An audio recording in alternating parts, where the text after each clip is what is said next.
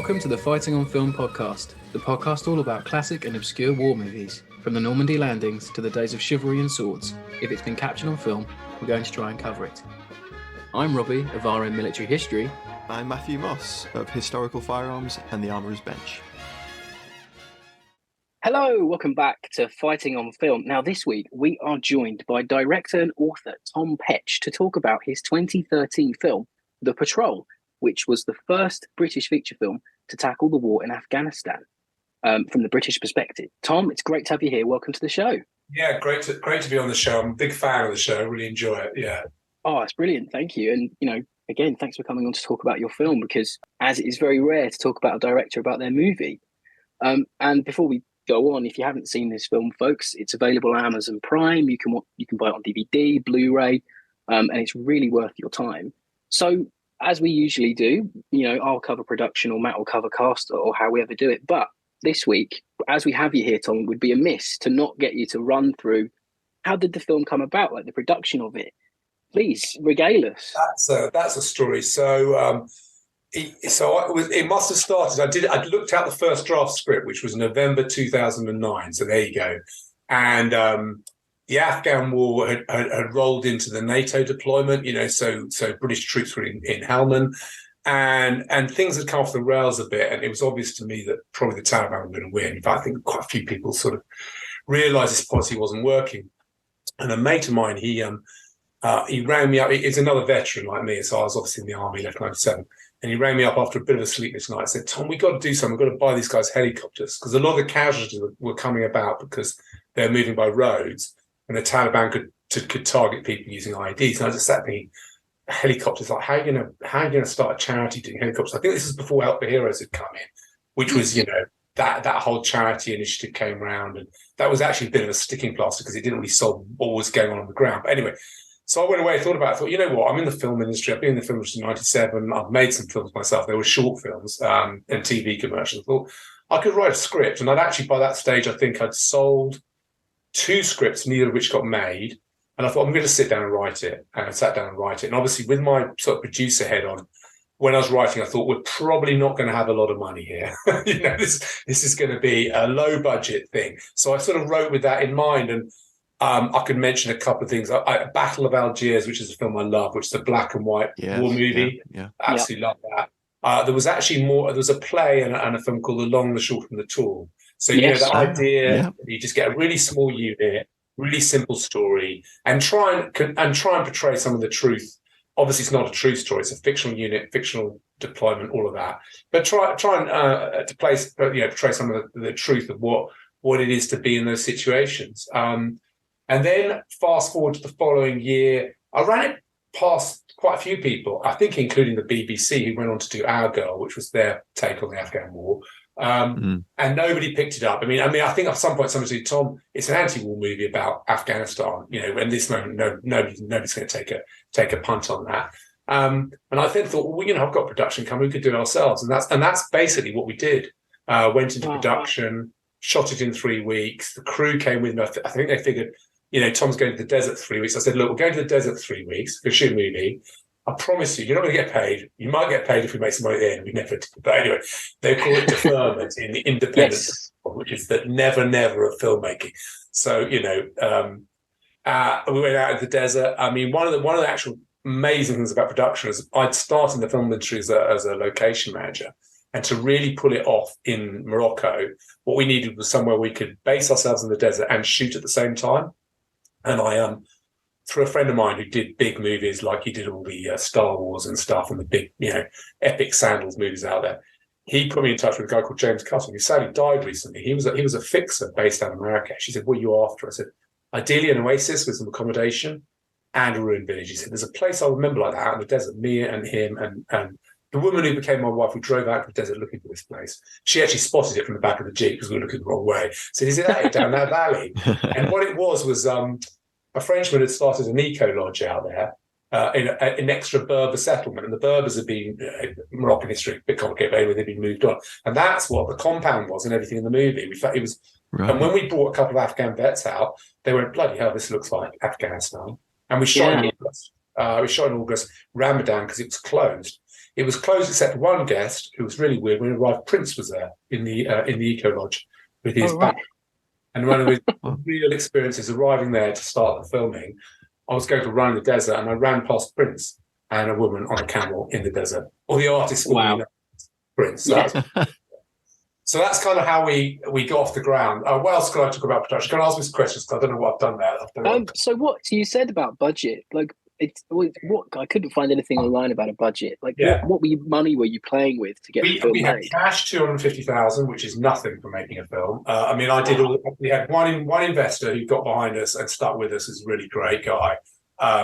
Who I don't know how, from networking thing I found him. I put my own money into it.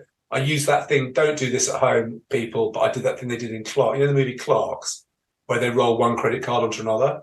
So I ran up one credit, I maxed it out, ran out. Sorry, Barclays and all the rest of you, but that's what I did. And then eventually I ended up with a satellite credit card. That's how we got the helicopter out there. There was a point where my producer, Tom Stewart, is a great guy, said, Tom, we've got to stop production. We've run out of money. I said, we're never going to stop shooting. We'll just keep shooting. We'll be all right. And that's how we got through it. So it was a kind of wing and a prayer. And there were people I got to shout out to, like On Site, who I'd done a lot of post-production with. They came on board to finish it. My long-suffering and best mate, Luke Devil, who was the editor, who has stuck with me through thick and thin, because it took us a long time to finish it. Because we came back and it took us, because we didn't have any cash, we then went into post-production. We had to go back to our day jobs to finish it, which is why we shot in 2011. We didn't come out till 2013, which is quite a long time. Right. Yeah, because I remember when it came out, and I just couldn't watch it for a while, and then I noticed it come out on Amazon. So, did it have a theatrical release over here? Yeah, and actually that's the problem that's changed now. With independent production, basically you've got a theatrical window, which is where you get the cinema release, and then they hold it for 3 months, and then you get the DVD and the online. Really, what you want as an independent producer, you want those two together. And we had a problem in that the distributor went for it, Picture House and people picked it up. Well, they were only doing like 12 screens, so that wasn't really worth it. We had a lot of good press and stuff. And it would have been good if that had been compressed. I think that would have been really good for the audience to get that all out once. That happens more now. That whole model has changed since COVID. Yeah, it does, doesn't it? Stuff drops at the same time. Yeah, you could pay for your latest Marvel or go to the cinema, I think, pretty much. Yeah. And you just missed the streaming boom by like maybe a year or two, I guess. Yeah, we were ahead of that. We were DVD at Sainsbury's, which was yeah. I think that's where I saw it initially. It used to be the port of call for the low budget war movie fan, when you would go and check the DVD. That shelf by checkout. That's it. Yeah, exactly. Where Eagles Stare, the platoon together. Yeah, exactly. I just thought I'd mention quickly the cinematography by Stuart Bentley. He worked on Black Mirror, This Is England 90, Top Boy, Our World War BBC series, and his work on the movie is absolutely top notch. Fantastic, fantastic, really good stuff. Amazing job. And we did a weird production thing, which is basically when you're shooting, you usually shoot a straight day, which can be a 10-hour day, a 12-hour day with a break at lunch. But because we're in the desert in August, the worst time to be shooting is the middle of the day because you get really strong overhead light. The magic hour happens at dawn and dusk. So what we did, because we were kind of our own band really, and living in an oasis, Stu and I decided we'd shoot morning, shoot evening. So we get up before dark, get out in the desert for sunrise, shoot, wrap up about 11, come back to this oasis, which had a pool, it was beautiful. Everyone chill out, have a bit of meze, do lunch, have a siesta, and then we go out again for 3 o'clock to pick up the magic hour. So our shooting day was always split, which is why we get that great light already. You've got that great light all the time, all backlit, natural light out in the desert. And it's a fantastic location to shoot. Oh, without a doubt. Yeah, it looks huge. That's what I like about it. They feel really enclosed, and they feel like they're just this tiny little dot in this huge, massive space, and they could be ambushed at any moment. That's what I loved about it. And that was my idea. Yeah, that was my idea about it. Was like, because a lot of these guys were going out to Africa when we were very young, like 19-year-olds, and I thought, basically, if you're 19, you come from North Norfolk, Bradford, wherever you've been deployed from, and you get shipped to Afghanistan. It's a bit like going to another planet. So that and the soundtrack, the soundtrack Nick Crofton done, James Williams. The soundtrack is phenomenal as well. Yeah, it was like the beginning of the film is amazing. Yeah, that was it. It was kind of, I thought, those movies, trying to think of, okay, it was a bit like, not really like Alien, but that feeling where you're just completely lost in another world. That was the kind of vibe we were going for with that cinematography and the music. Yeah. Right. So maybe Matt, do you want to? I know you've got some things on the cast. Do you want to go through and see how we get on? No. I think what I'd like to ask Tom next is, obviously we talked a bit about production there, but how did you get into filmmaking? I mean, obviously you're in the army and you got out in '97. So, I mean, what made you want to get into filmmaking when you came out of the army, and what's the background of when you were in the army that sort of fed into this film and the experience? I think so. When I was in the army, the only film experience I had this really weird film experience in the army. They have in the army a film unit sort of set. Well, they have BFCS. They have their own broadcaster, and I was working as what's called an aide de camp. It was just after the Gulf War. To the commander of British Forces Cyprus, he said, "I want a Christmas film, Tom, Christmas film." And he'd written a script, which is basically him talking to camera, saying how hard it was that we couldn't go home for Christmas and what good job everyone's doing. And he wanted me to put pictures to it. And he said, "Look, I'm going to get you a crew from Nicosia, which was a Cypriot film crew, sound recordist, cameraman. And because I was working with the biggest man in the island, I could just pick up the phone to anybody I wanted. So I'd ring up Akatir and say, 'You got any tornadoes landing?' And I'd ring up the Army Recce Squad and say, can you get me some scout cars? Navy, get me a landing craft." And then I got a helicopter off him, and we flew around the island filming all this. And I just went, "Wow, this is a job. This is producing. I've got to look into this when I leave the army." And that was the sort of first, because nobody at school had told me there was something called filmmaking. Like, that was it. And I just thought, I'm going to look into it. And then when I left the army, I thought, oh, well, I asked around. Nobody really moved from the military into the film in my generation. Now there are tons. There are tons of people who've crossed over. And obviously you've probably spoken to some guys. Actually, you spoke to Jim Downing. He's older than me. Okay, there's one guy, but he was TA. Yeah. But like, I was the first of a couple of guys that moved across, and I rang up a mate of mine. He said, "Oh yeah, I'm on a film, but don't come down here. It's a porn movie." It was called Preaching to the Perverted. So I then, I'm not going to go and work on that set. And he gave me another number, which was a guy in Soho. And like you do, I walked into Soho, walked into an office, went up the steps, and there was a guy called Peter Scott, again, now sadly died. And that was the back end of the world when people like Ridley Scott, Alan Parker were just still making TV commercials. I was on the back end of that world, So big budget. Film industry wasn't so great. This was '97, but we had a lot of big TV shoots, and that's what I got into. And I started working on those. That was my first. Right. Well, in terms of cast, a cast can make or break a film. So, of course, a lot of the guys that you work with on the film are, I suppose, what you would call character actors. And what you would probably, when I was watching it, I thought to myself, these guys are probably a really good analog for all the character actors we saw in those classic 50s and 60s British war movies, where they're not huge roles. They're jobbing actors. They've done lots of work, but they're super good at what they're doing, and they bring a lot to each role. And that was the feel I got for this. So, when you were putting that cast together, what were you looking for, and how did it all come together? Yeah, it was age was the first thing, really, because I wanted to, you can go, and that happens with stunt casting when you're going Brad Pitt, the rest of it, you're going older than the real guys. But I thought, no, we're going to go after the youngest. I think. I think the youngest guy was 19, I think we had. So it was really young. So the appropriate age. So we put out this casting brief. And then we just did a really heavy casting. Jeremy Zimmerman did it, good casting director who I've known for a few years, got loads of people in, went through it. And actually we cast someone, I can't remember his name, to play Smudge. And then he dropped out. He got cold feet on the project. And that's when we got Nav, who actually I thought was brilliant. He just stepped up. Without a doubt. Yeah. Yeah. And he's that kind of, I could see, because all these characters were basically supposed to be characters I kind of know of, or they're kind of like tropes, cliché from the military, So the Nav character is like the backroom lawyer, and mates of mine who'd been in the army, they went, "Yeah, I recognise that guy." And there's always one of those. Actually, there was one in Long, the Short, and the Tall. There's a similar character, the one who always questions everything.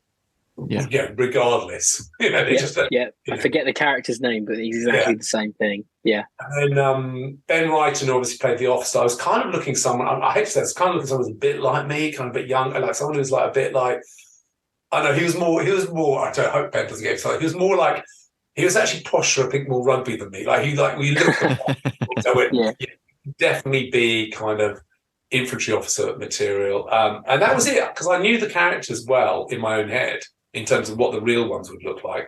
So that was the thing, just going through the casting. And Jeremy just got a load of people in, went through 3 or 4 castings and got those guys. Yeah, it was great. Yeah. I really like the multinational, multiculturalness of the men, because that's much more of an accurate representation of the British Army now. I really appreciated that, and having Nav coming from a his background. I'm not sure if he's Muslim or if he's Sikh or what his British background Asian is. London British sort of Asian, background, yeah, isn't that's it? what I meant. Yeah. Yeah, it really. It's just those sorts of areas, the working class areas where people genuinely are recruited from or join up from. It felt really true, and that's just something that it's like it echoes like Nine Men. If you've seen it, or if you've listened to our episode on it, that little cross section of chaps feels very England 1940. Yeah. Like the men folk. This feels very 2006 makeup of Britain. I think that's a really strong element of it, but you didn't do what other movies might have done, which is really put it up forward. It's just there, it's just a thing. That's what I think really is good about the casting. It's there. No, but that didn't overplay. And also the other thing about that we didn't really go down that route is my day, a lot of like Commonwealth soldiers came through, so a lot of Fijians, people like that. So you'd had like people like Nav or maybe West Indian background, like Nikki Bevan, who plays a sergeant. But I think if you go back a bit, the war movies are portraying the reality, which was you'd have white units, and then you'd have an Indian battalion, and the Indian battalion was completely Indian. So if you watch 1970, they mixed it up, and suddenly you got a guy in a turban in a Sikh in the middle of a truck with a bunch of guys, and they're in the wrong unit because you know that the Sikhs were in a separate unit. That's how it all worked back then. I just tried to represent what I'd experienced myself. I didn't, and actually the guy we had first in for casting for Nav's role was a white guy, so he was a working class. So I was like, whatever it comes. So I did like Nikki Bevan for the sergeant because I thought, kind of historically, I thought if you were like from West Indian background, being put in that position where this is your life, do you know what I mean? I don't know if that came across in the film, but there's a real this is your life. He does talk about that. This is the thing you've really built up to, and now spoiler, now you can have it trashed. It's like that was kind of a bit of a motivator for that character. I like how their outlook on things is challenged, but not through themselves. Through the plot and what's going on around them. I really enjoyed that. So maybe we should move on to the alley tally like we do.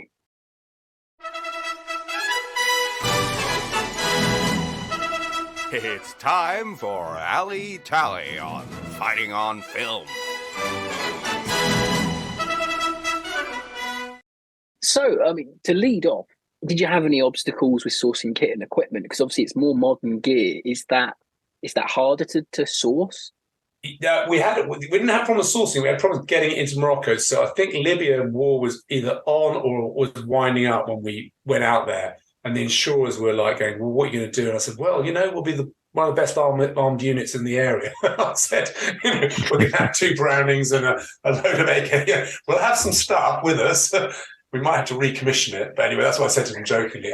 But actually getting it out into the country is really tough because Morocco is very, very strict. So basically there was a coup a long time ago in Morocco. So they're very strict, and the government doesn't trust the army with weapons. So when you go there, it's handed into the gendarmes, who then lock it up every night. And you literally wait for the gendarmes to hand it out to the army in the morning to get your weapons out. And we had a bit of a problem to start with, which was that DHL, bless them, broke the containers in Heathrow Airport. So we lost the weapon shipment. Tom Stewart was down there at the airport to sign over all the weapons. They didn't show up. Rang me up when I was up in the desert. He said, no weapons, Tom, what are we going to do? So we started shooting 2 days later, which on that schedule was pretty sketchy anyway. But no, we did get them out there. There was an armourer, there was cohorts supplied the arms, so they're like BAPTI, they're one of the bigger armourers. And we took the 5.0s out there. I don't know if you saw it, we tried to make the Brownings jam deliberately a bit because there was this thing going on. I don't know if they mentioned the. I think they did mention them. There was a bad batch of Russian, Pakistani ammo used by, and that was about 2008-9. So I made that point that they got the bad batch of ammo ramming into the breaches and it messed up. But no, that wasn't too bad. We got it all out there in the end, and But the guys hadn't married up with the weapons before they got to the country. So they had to do a lot of catching up with the weapons training when we got. That was another question I was going to ask you. Was obviously a lot of big films since Platoon have done boot camps. Yeah, is that something you did with the guys just to get them, to look right with the equipment? Yeah, so we took them on I think it was 48-hour trip up to Wales, and were mean to them for a bit. Not too bad, but like just to kind of Give get them the that. whole Brecon treatment, right? Sorry.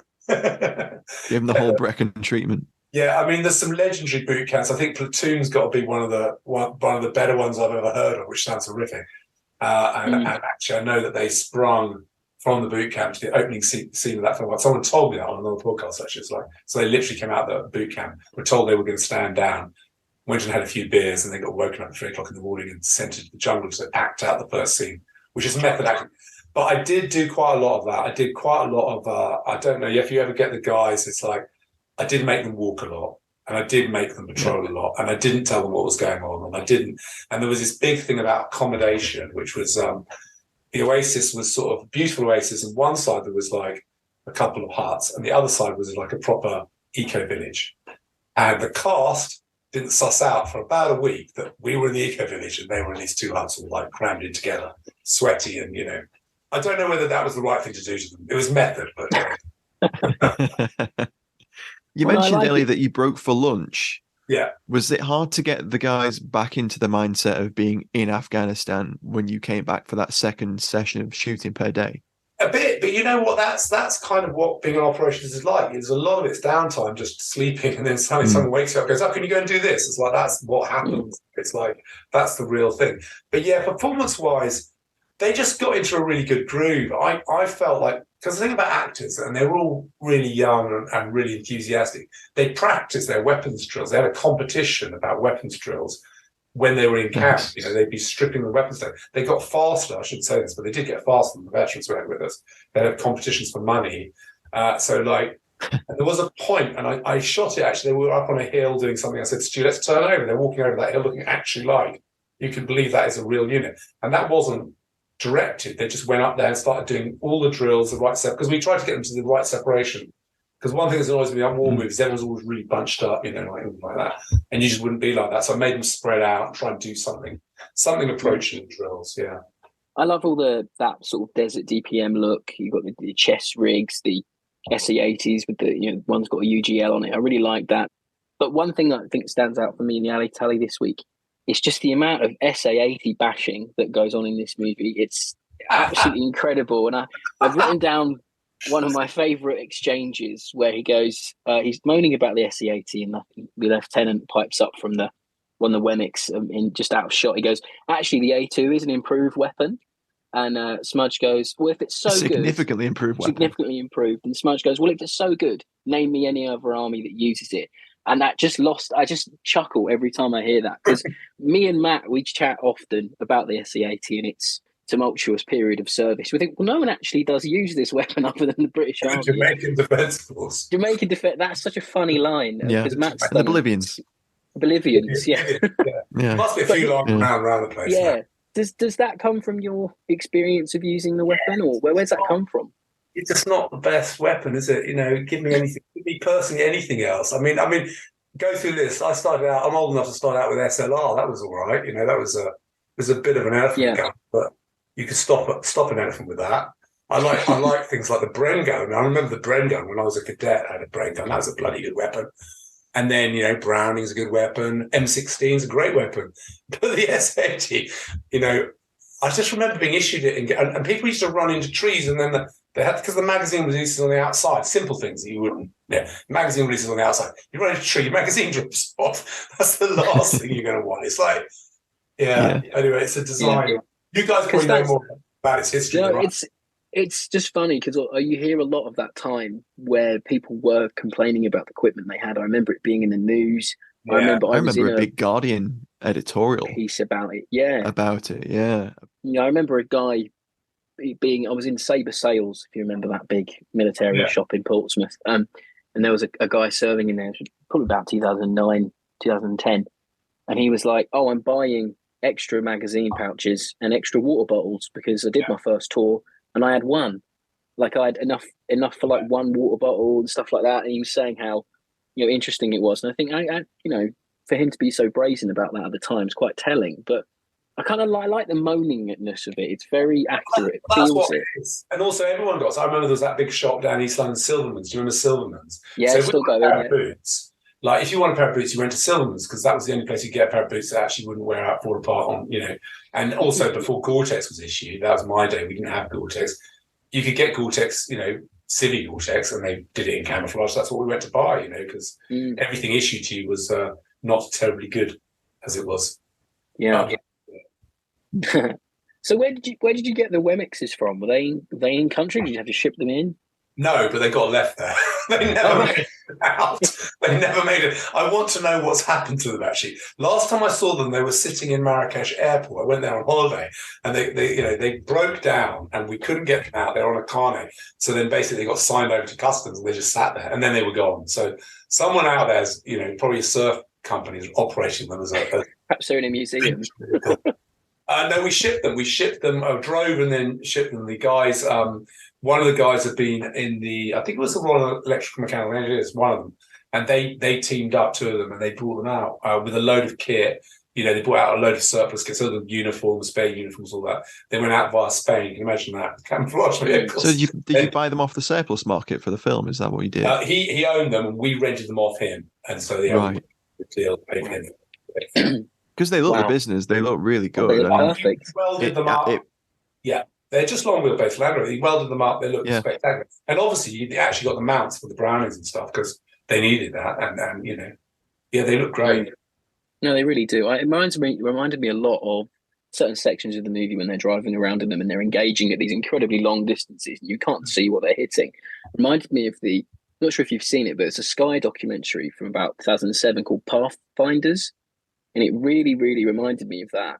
I think it was the first big documentary that showed it was the Jackal had just come out, and it was about these guys using the Jackal. And it really reminded me of that, just the engagement distances, the guys just firing blindly at anything if they're getting any contact back. It's just a really, really strong element of the movie for me.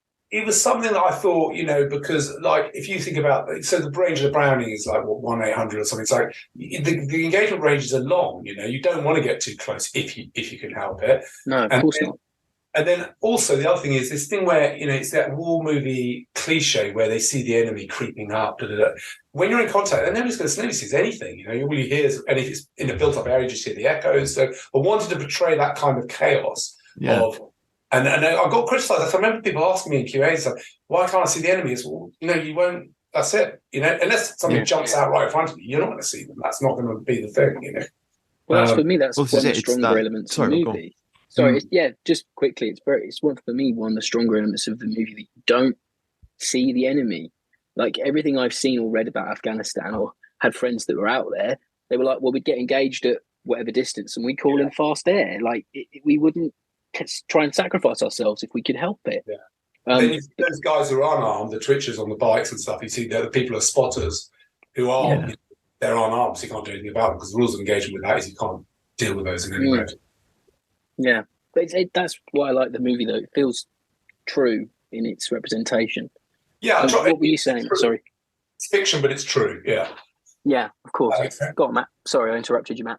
I was just going to say it's that whole unseen enemy technique of it, you can't see the enemy. It's a strong filmmaking tool as well as being true to reality.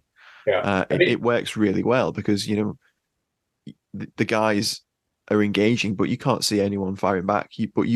What I really did like in terms of authenticity was that crack of incoming fire over them, which a lot of films completely don't do because they have no idea of that's what a bullet coming towards you sounds like. Yeah, so we tried recording it for real, putting bullets over a mic, and it topped out flatline. So then we used a whip, and we smacked it into a table several times, and that gave us the crack. Because that's the thing is if you've never been shot at, you don't know that sound. So then you make these other sounds, which are bzz, and no, it's a crack.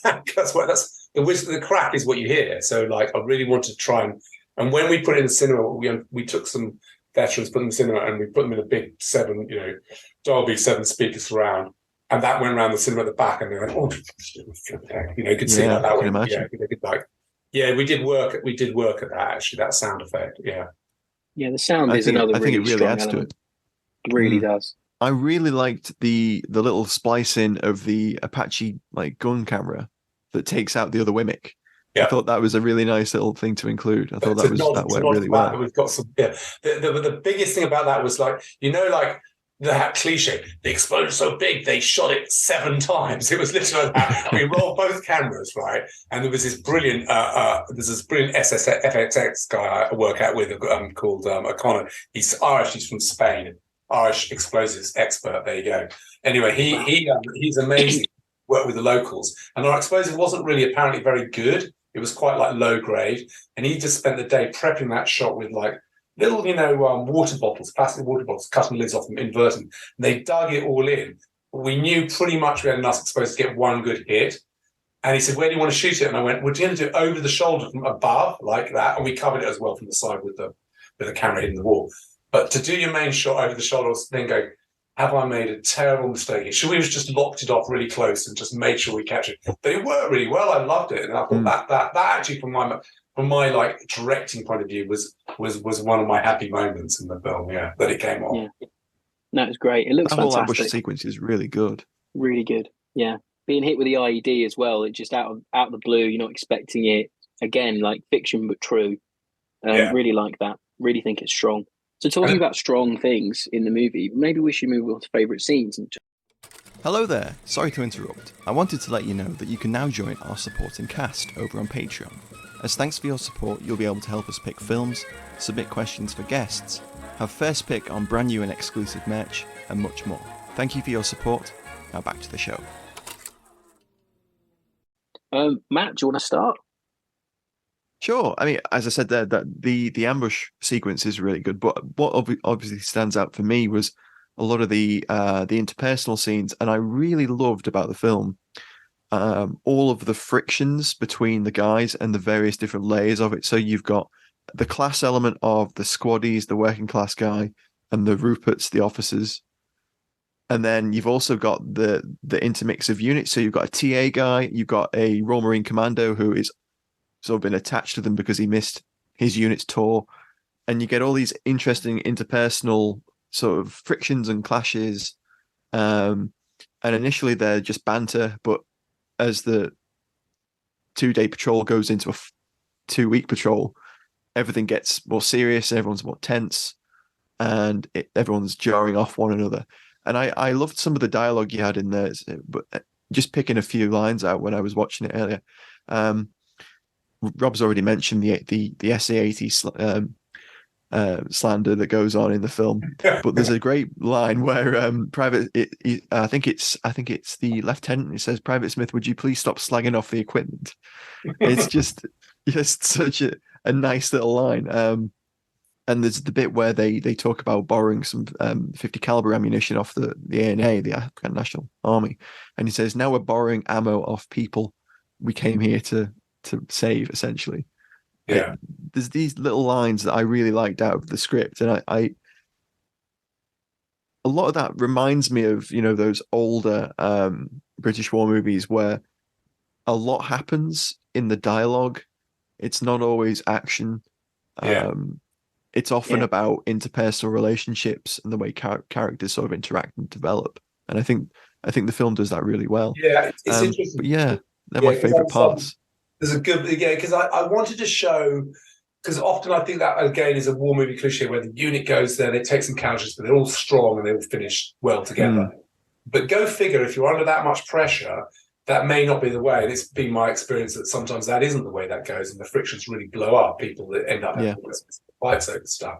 And there was a Norman Mailer book called Naked of the Dead, there goes Southern Pacific, really good book, covered a patrol walking through the jungle where they all fall apart. That is a common kind of thing. That's a kind of real life scenario. And I just wanted to, I probably pushed it a bit, but I wanted to portray that kind of like how those interplays all lead to conflict. And the more and more the pressure grows, and the more and more, things go wrong, people get hurt, the more that can blow up. And then how hard it is, obviously, the officers try and keep it on the rails. It really reminded me of those elements that Matt was talking about, like the friction and the it just all builds. It really reminded me of Battleground and Attack. We did recently on the show. We did Battleground a few years ago, but these are movies where men aren't just there to shoot at Jerry's and run about a bit. They're actually having way more to say on their actual situation. And that's where the movie for me is unique, because a lot of those British war film classics of the 50s and 60s, they don't really get into that very much. The Cruel Sea does a little bit. Something like Nine Men does a little bit, but not really at a personal level like this film. And I think another thing one of the things I love about this movie is you have a death really early on. Taff gets hit, but it's not dwelled upon like it would be in another film or someone else's take, because for people who haven't seen it, Taff gets hit and it looks like it goes through his body armor. You later learn that it hits him at the side and he's evacuated, but you don't learn of his death until later on in the movie, and his death leads to it's the straw that breaks the camel's back. Yeah. And that's just a very strong thing, because now the guys have this. They were angry at the fact he was hurt, but they now are extremely angry because they blame the officer class for him being killed, when it's not that at all.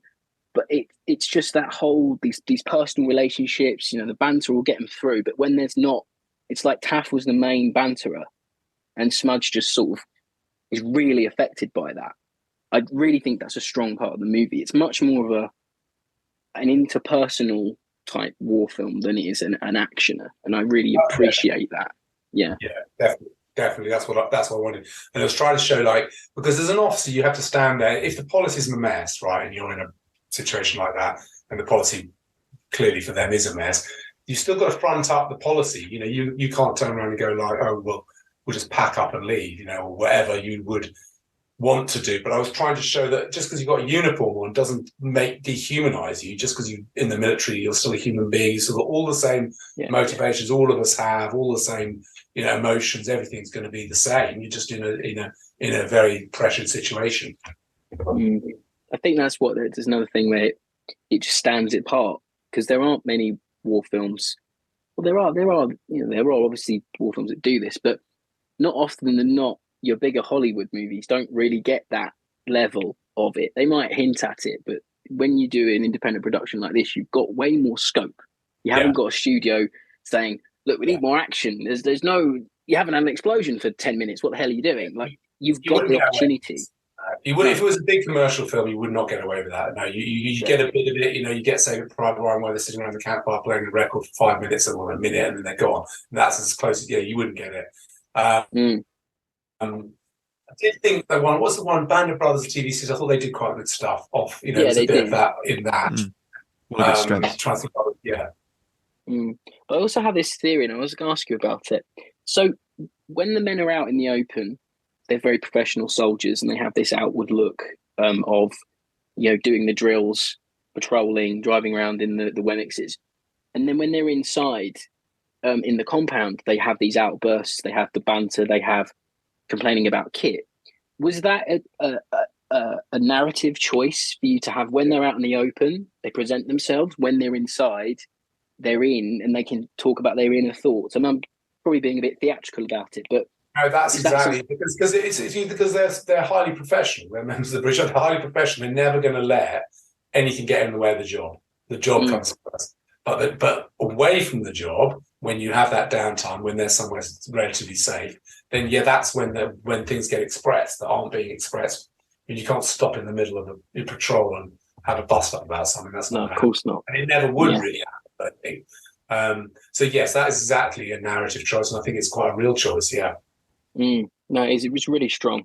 Is there a specific scene that stands out for you that you're really fond of or proud of? I think a lot of the experiences were kind of based on my own own experiences. And there's the one where where the officer has to break the news to Taff, which is something about Taff's death, and I'd have to do that myself to my men. Right. And that's I like that scene. I don't know what happened in that scene, but I remember. I don't know if they're going to hate me for this. Some people burst into tears they were watching it from by that tree. I don't know the sunlight. I don't know how well it comes across in the film, but it was an evening shot, sun. It was just very moving, and you felt like. And Ben delivered the lines. I think we did it in one take or two takes or something, and then just went, "That's okay. We're not going to do it. I was supposed to cut around and do a face shot. And forget that. We're going to print that. That's good." So that scene was quite moving for me. Yeah. It is very affecting because you get the two officers. One doesn't want to tell the men because he knows it's going to break them, but the other officer's like, we can't not tell them because if they find out, it's going to be worse. If they're over the net, then they'll be really angry. Situation. So when you know someone's been hurt or dead, if you know someone's dead, and there's lots of different in the military, there's lots of different networks of radios. So it depends which network it's come over. So in that case, I sort of portrayed the reality that it came over on a higher formation net, so only the officers have that information. If there was a watchkeeper there, he might have got it as well, but I didn't bother with that semantics.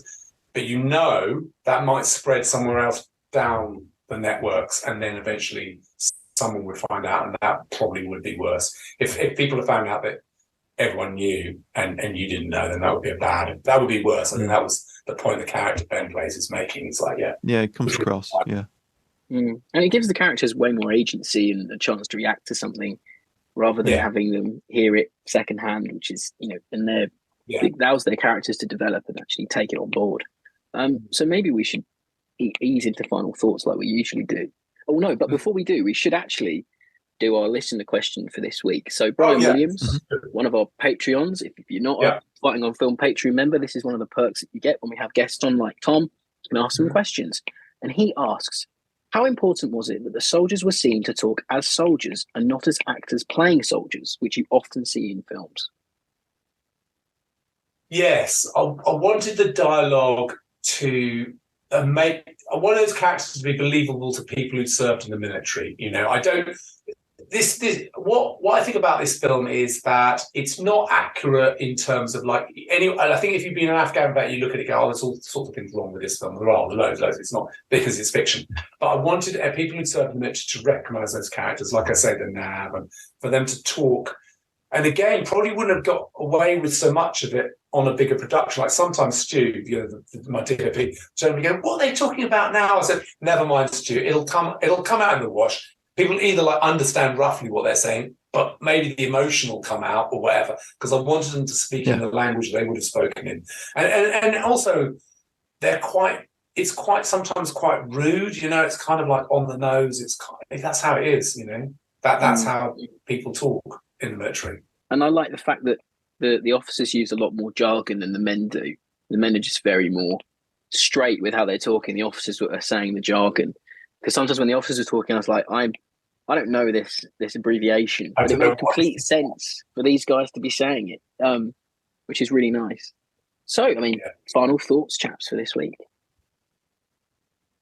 I've got a couple of questions that fit in nicely with final thoughts. Obviously, with the film, you wanted to spark a conversation about British Army's preparedness for counter-insurgency campaign like this. Do you think the film helped start that conversation? And do you think it's a conversation around preparedness that we still need to be having? Yeah, that's a really good question. I think I would be very arrogant to say this sparked the conversation. I think I might have been one of the very early people to put my head over the parapet and say this is not working. The key thing about an insurgency is it really isn't a military operation; it's a political thing. And if you can't provide an alternative narrative to insurgents, which we weren't doing, they're going to win. But yet, when the Taliban took Kabul, people were still surprised. So my narrative didn't carry that far. It was obvious to me they were going to win. So I don't know. And then the bit about preparedness. The army is very small now. We've just given quite a large amount of our armored fleet to Ukraine. There is a thing there where we as a country do need. If you're going to have a military and you're going to send them places, you need to spend the money. You do. There's no question about it. If they have to make do with stuff that doesn't work or equipment second rate, that's just not fair on them. I've always felt that. I do think that. I think there is a conversation now to have. This is a very political topic about what exactly we want our military to do, because you've got to pay for them to do things. You've got to pay for their equipment if you want them to go places and do things, or not. But then don't expect them to be able to do stuff. Yeah, give them the tools. That old quote. My other question. My other question was: have you had any feedback from veterans of Afghanistan, and what do they think about the film, and do they think it's an accurate representation, that sort of thing? Yeah, I think I think the feedback I got was a lot of it was negative. A lot of it was negative. Honestly, I did a screening to veterans. A lot of them recognised the problem, but like I was in other campaigns, and the trouble with coming out of a campaign is you don't really want someone to tell you that was a waste of time. That's not what you want. It's not what I'm saying. That's kind of course. Not what I'm saying, but you know what I mean. And that's a tough call for anyone. You know, people lost their limbs, people lost their lives. You know, it's a tragedy, and no lives wasted. I mean, I'm not saying they wasted their lives. It's just that is a really tough thing to take on board, and a lot of people are still living with that pain. You know, I think that's why that conversation for us in Britain was hard to have, because we never got, like, if you take something like the Vietnam War, there was a crossroads where that became massively publicly unpopular, but we never did that, because in Britain I think we very much support our armed forces. You know, we've got a good ethos in this country, but just because you're supporting armed forces does not mean you have to support the government policy. But those two things were intertwined in Afghanistan, and nobody was able to the media were not able to get themselves across that Rubicon and separate the two issues. But then I had other veterans who went, bloody hell, that was accurate. So, you know, I don't know. It also depends on the experience. I suppose another thing with Afghanistan. Another thing with Afghanistan is it was such a long conflict. Exactly. Everyone's experience of it evolved. So people that were there in 2006 did not have the same experience as people that were in 2011, 2012, 2019. Exactly. And if you take the patrol and you think, I wrote that in 2009, so those patrols, that's representing 2008, or right at the beginning, it's really ancient history by the time you get to the end of the conflict. The kit they were using at the end and the kit they're using is completely different, you know, even, everything. Yeah. So, Yeah, 100%. There's a DPMs out. You've got the A2 SAATs have got the urgent operation requirement with the nice new fore ends, and various bits of kit have been added, and they're in jackals rather than snatches and stuff. I really enjoy this movie. First time I watched it was a couple of years ago. I think it was just as we started doing final film, and me and Matt would go off and scurry away on the internet looking for, like, you know, independent, rare, obscure war films. And this popped up and I watched it and I was like, Matt, we have to do this. We must do this movie. It's such an interesting film. Yeah. And it's in that mold of really strong British films that say a lot more than just what is on screen. You know, your dialogue's very enriching. You've got a great cast who've gone on to do some, you know, very good things. You know, you yourself, you're coming off of being in the army. You're using your own experience, things like that. There aren't many films like this, is what I'm trying to say. And I just really think it's fantastic. And I would implore anyone who hasn't seen it to go and see it. You know, there's conflict between NCOs and men, the minimal soundtrack, but when the soundtrack comes in, it's really moody. You know, the whole thing about being inside and outside, the just everything about it, as Matt would say, the mise en scène is fantastic. There's something here. Yeah. And I really do think it's a triumph. I think should be very, very proud of it. Thanks. I love the way that you approached it with the vignettes of various different experiences within the patrol, and then you had that overarching conversation between the captain and the judge advocate, which I believe was played by yourself. Played by me. I voiced voiceover, it, and then we never did. That's Well, it works really well. Well, I really like. We made that. And that's another strong thing about the movie. There is that little overarching thing about the post part of it, and I wonder, should there have been a scene at the end where it shows him talking to him? And I was like, no, I actually like the fact it just ends with them leaving. I think that's nice. That's all you need. Also, someone said, like, was I interrogating my own movie? Like, it's really existential. I'm talking to one of the cast. Where have we gone here? Like, it's very good. I like it. So my final question really would be, do you have any plans for a follow-up movie? Is there anything in the works? I do actually. We went into lockdown. I don't know if you know, I'm going to advertise my book. Can I advertise my book on the podcast? Of course, I was just about to mention the book, but of course you can. Anyway, so we went into lockdown. So basically what happened was I had another project on the pipeline about the Battle of Mirbat. Do you know anything about that? Oh, yeah. Oh, yeah. Amazing. Oh, yes, that would be a good film, wouldn't it? That would be a good film. Episodes where we've talked about what would make a great war movie, and Mirbat always comes up. Yeah, so we got quite a long way down the road with that. We were actually at the Berlin Film Festival, February 2020, when everyone started going, I don't feel very well, I've got a bit of a chest infection. And I went, I'll probably get over it. No. So that kiboshed that particular production. And and I'm actually getting it fired back up. So hopefully, next couple of years that will be the thing, and that will come out, and that will be Fantastic. Yeah. And it'll be, it's the same sort of territory. It's very much a boiler room story, kind of small unit, which is what I do, isn't it? Small unit stuck in the middle of nowhere. If you need any extras just in the background for an SLR, me and Matt there. You come out to a special, we're bound to shoot and walk. Come out to a special. I'd love to. Sit on set, and you can go and look at the kit. Hueys and there'll be Brownings in it. Browning 5.0s, always. That'd be fantastic. So yeah, I thought, talking about your recent book, Speed, Aggression, Surprise: The Untold Story of the SAS. Yeah. Is there anything? I mean, that book's been amazingly well received. Have you got any plans of turning that into something? I know Rogue Heroes has come out. Rogue Heroes kind of done it, haven't they? So I was writing that, the definitive account of the origins of the SS, and then I found out that Kudos and BBC were making it. I went, right, okay. So that's going to be like a bigger budget. But actually, to be honest, when it's come out, I'm quite relieved because they didn't cover Dudley Clark. So my main character, if you've read it, is like Dudley Clark. At least half the book covers. Yeah, he's fascinating. The Dominic West character in the thing, who I think slightly steals the show of the whole. Because it just knocks it out of the park, doesn't it? It's slightly. And the true thing is, Dudley Clark was a kind of Machiavellian cross-dresser, this very maverick army officer in his 40s who, he created the Commandos, the US Rangers, SAS, CIA. You could probably credit him with that because he spoke to Wild Bill Donovan, who was the American attaché when he came to Cairo. So, I think there's a thing there. To be honest, the book's done. The book came out of COVID because I couldn't do any filming, so I wrote a book. I said to my wife, it's timing to write a book. It's now. I wrote it, so I've done it. But yeah, I think there might be something there. I don't know what it would be. I don't know. I mean, it would be the Dominic West character. I think you'd do it from that point of view. You'd do. Yeah. His character would make a fantastic series of its own, definitely. Yeah, because it's almost got like a feel. Those old films. There's a scene. Spoiler alert for my book. There's a scene where he goes to Norway in a bloody old Clipper airliner, and they chuck him out in the fjord in a blown up rubber dinghy, and then they leave him there. And it's almost like this very old.